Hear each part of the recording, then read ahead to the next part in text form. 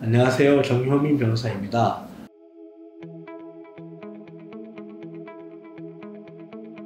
오늘은 전세 사기 중에서 이중 전세 사기에 대해서 한번 알아보도록 하겠습니다. 저번에는 깡통 전세 사기에 대해서 알아봤고 오늘은 이제 이중 전세 사기에 대해서 이야기하는데, 이중 전세 사기는 역사 유래가 있는 조금 오래된 사기 수법에 해당된다, 이렇게 볼 수 있겠습니다. 왜냐하면 이중 전세 사기는 특별한 기망 수단이 필요하다기보다는 계약을 하고 난 다음에 또 다른 사람들, 또 여러 명이 하고 이제 그 계약을 하는 그런 방법이기 때문에 예전부터 계속 있어 왔고 앞으로도 있을 가능성이 굉장히 높습니다. 그런데 문제는 무엇이냐 하면, 이 수법들이 예전에는 그냥 단순하게 속아 넘어갈 만한 부분들이 있었는데, 이제는 서류를 위조한다라든가 아니면 중개사를 끼고 한다라든가 이런 여러 가지 다양한 수법으로 교묘하게 이루어진다는 것입니다. 또 이제 대출과 관련해서 대출을 받기 위해서 확정일자 받는 걸 좀 늦게 해주시라,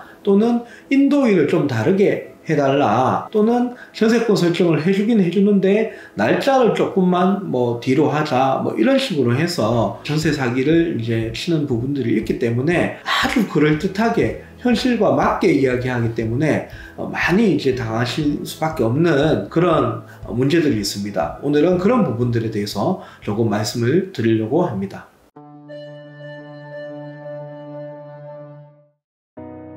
여러 명과 계약을 체결한다는 것이 어떻게 가능한가요?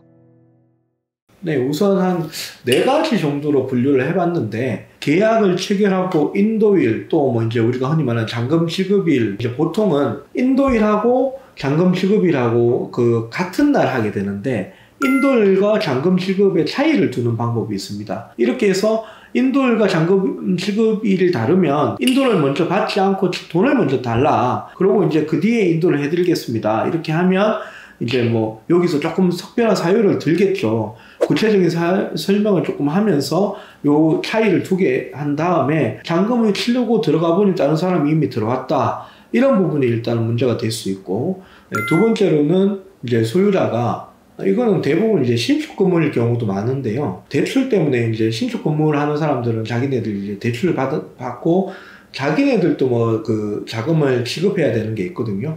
공사 비용이라든가 이런 부분들에 대해서. 그렇기 때문에 자기들이 대출을 받으려고 그러면 지금 설정이 들어오거나 아니면은 확정일자를 먼저 받아버리면 자기 대출이 어려워진다, 이렇게 이야기하면서 대출 시기를 좀 조정해달라, 이렇게 이야기합니다. 그래서 자기네들이 원하는 날짜로 해달라고 하면 이제 그 사이에 실제로 대출과 관계없이 다른 사람이 들어오게 만드는 그런 계약이 있을 수도 있고요. 아니면 대출 이런 이야기 하지도 않고 계약을 여러 명하고 그냥 체결을 하는 것입니다. 다만 이때는 이제 여러 가지 유혹할 수 있는 방법이 쓰겠죠. 실제보다 시가를 엄청 낮춘다든가, 계약금을 되게 낮게 하고 중도금을 많이 받게 한다든가, 반대로 중도금을 아예 없애고 잔금만 내게 한다든가, 이런 여러 가지 요건들이 있을 겁니다. 그리고 이제 그 상대방이 처해 있는 상황 같은 것도 이야기를 들어보면서, 그러면 제가 그렇게 해드릴 테니까, 맞춰드릴 테니까 인도일이나 확정일자 조금 뒤에 해주십시오 하면서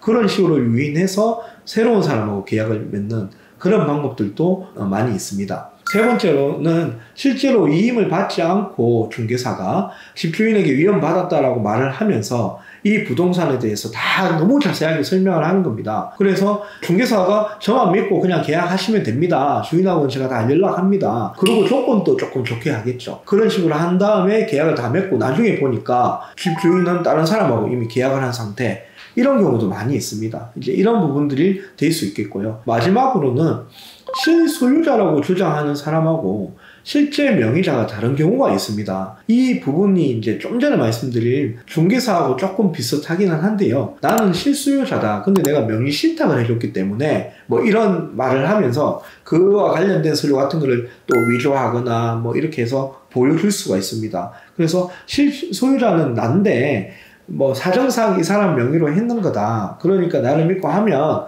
해주겠다, 이런 이야기들을 이제 감언이설을 하고 또 근거 자료를 좀 내면서 뭐 이런 문제가 있으니 또 가격을 좀 다운시켜 주겠다. 이렇게 해서 실소유자라고 했는 사람이 소유자가 아니고 명의자가 실소유자이고 이런 식으로 이제 사기를 치는 경우가 있습니다. 이렇게 기망을 하면 명의자하고 계약을 한 사람이 우선이기 때문에 그 사람이 우선이 되고 뒤에 뭐 실제 소유자인지 아닌지 뭐 알 수는 없지만 뭐 거의 아니겠죠. 그 사람하고 계약한 사람은 쫓겨나는 경우, 이렇게 이제 사기를 당한 경우가 있습니다. 자, 이런 부분들은 사실 예측하기가 되게 어려운데요. 어떤 부분을 노리고 이야기하냐면 이중 사기에서 가장 중요한 부분은 결국에는 상대가 거부할 수 없는 조건들을 내민다는 겁니다. 좀 전에도 말씀드렸다시피 가격 조건을 다른 것보다 많이 낮춘다든가 아니면 그 자금을 지급하는 시기를 조정을 해준다든가 뭐 여러 가지 뭐 이런 부분들을 편의를 봐주는 것처럼 한다는 거죠. 그래서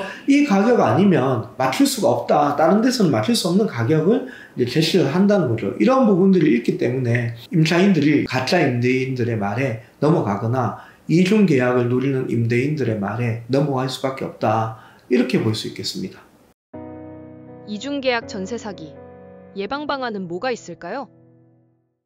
제가 30살 때 이제 경험한 건데, 저도 이제 그때 당시에 법대생이었고 변호사 시험을 준비하고 있는 그런 입장이었는데 실무에는 밟지 않지 않습니까? 그때 당시에는. 그래서 뭐 집을 거래하거나 뭐 계약을 하거나 이런 거는 해본 적이 없고 처음으로 제가 하게 돼 있는 상황이었었는데, 그때 할 때 이제 교수님한테 전화해서 물어봤습니다. 이거 어떻게 하면 좋을까요? 물어보니까 교수님이 가르쳐 준 게 뭐냐면 주민등록증을 꼭 확인해라. 주민등록증을 가지고 당사자 확인을 반드시 하고, 만약에 중개사를 끼고 하는 경우에는 중개사한테 이 본인 신분증하고 그 다음에 전화번호하고 본인 맞는지 확인을 반드시 거쳐라. 그런 이야기를 했습니다. 그래서 제가 호기롭게 그 임대인한테 가서 주민등록증을 좀 보여달라 하니까 임대인이 되게 황당해 하시더라고요. 근데 그럼에도 불구하고 저는 그게 아주 잘했던 행동이라고 생각이 듭니다. 그래서 좀 처음에는 좀 겸연쩍고 요즘 시절에는 그것을 확인하지 않으면 이런 문제가 발생할 수 있습니다. 그리고 다행히 그 시절로부터도 벌써 한 20년이 지났습니다. 사회적 인식이나 이런 부분들이 그런 거래관계에 있어서 정확하게 하는 게 되게 중요하기 때문에 그런 부분들에 대해서는 명확하게 먼저 당사자 확인부터 하는 것이 중요하다. 그렇게 생각할 수 있겠습니다. 당사자 확인 부분의 문제가 아니라 또 당사자 확인은 됐다 하더라도 집주인을 다시 다른 사람한테 뭐 전세 계약을 다시 넣을 수 있는 경우도 있다라고 아까 설명드리지 않았습니까? 그런 경우에 문제를 삼기 위해서 특약을 조금 넣는 것도 좋습니다. 예를 들어 잔금 시기와 관련돼서 그 이전에 맺어진 계약들은 무효로 한다. 이런 특약들을 좀 적어놓고 그거에 대해서 책임을 주인한테 미리 지게 하는 것도 한 방법일 수 있습니다. 중개사를 통해서는 아까 제가 뭐 제 예를 들면서 뭐 이야기할 때 신분증을 꼭 봐야 되고, 신분증과 더불어 위임장을 보셔야 되고, 그 위임장에 적혀있는 전화번호하고 그 전화로 통화를 해서 확인을 하는 절차까지, 그런 것이 필요합니다. 그래서 전화해서 요런 위임을 하신 게 맞느냐까지 확인을 하셔야 적절한 거래가 이루어졌다, 내지는 실제로 그게 아니라 하더라도 표현대리 주장이라든가 민법상으로 뭐 무권대리 주장이라든가 유효한 무권대리 주장이라든가 다른 주장을 할 여지가 생긴다 할 것입니다. 조금 번거로울 수 있지만 이렇게 하지 않고 당사자 확인이 제대로 되지 않았다거나 아니면 뭐 특약이 없다거나 하면 불이익을 받을 가능성이 너무 많기 때문에 조금 번거롭더라도 이런 부분 반드시 확인해야 됩니다. 제일 중요한 것은 다시 한번 강조하지만 당사자 확인이 가장 중요하니 이 부분을 정확하게 한번 해볼 필요가 있다. 이렇게 말씀드릴 수 있겠습니다. 오늘은 그 이중 전세 사기 계약에 대해서 알아봤는데요. 아니 이런 일을 왜 당하지? 하실 수 있지만 실제로 많이 일어납니다. 그것은 가장 큰 이유는 뭐냐면 그 싼 게 비식덕이라는 옛말이 있지 않습니까? 우리가 이제 전세 계약을 맺어야 되는 재정은 정해져 있고 좀 더 좋은 집으로 가려고 하는 마음은 누구나 인지상정이기 때문에 조금 더 싼 것이 있다면 그것을 하려고 하는 그런 심리적 그 반응이 있습니다. 그렇지만 이걸 잘못하게 되면 너무 싸다라는 것은 좀 이상하다는 생각을 해야 되는데 우리가 그게 욕심을 너무 가지게 되게 버리면 그 눈이 가려지게 됩니다. 그래서 그런 부분들을 조심하셔야 되는데, 상대방이 이런 유혹을 하더라도 안 넘어가기 위해서는 좀 전에 말씀드린 그러한 예방할 수 있는 당사자 확인이라든가 특약을 넣는다든가 이런 부분에 안전장치를 두셔야만 이중 전세 사기 계약을 막을 수가 있습니다. 그렇기 때문에 이 부분에 대해서 너무 가볍게 생각하시거나 좋은 게 좋은 거다라는 식으로 생각하지 마시고 꼼꼼하게 따져보시고 당사자 확인을 한번 해보시고, 제가 옛날에 그랬던 것처럼 겸연쩍은 면도 있고 하지만 그래도 돌다리도 두드린다는 심정으로 한 번 더 확인하시고 하셔야 아무 문제 없이 행복한 삶을 이뤄갈 수 있다고 생각이 됩니다. 오늘 말씀드린 거 잘 명심하셔서 안전한 거래 생활 하시기 바라겠습니다.